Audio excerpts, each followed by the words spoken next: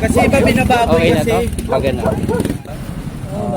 Tanggalin na raw yan yung tubo na yan.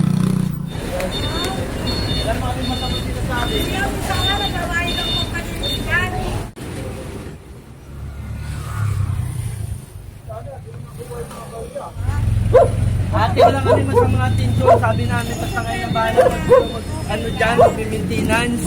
Ano bang masamang sinabi ko doon? Kailan naman nagbibigay ng meaning eh.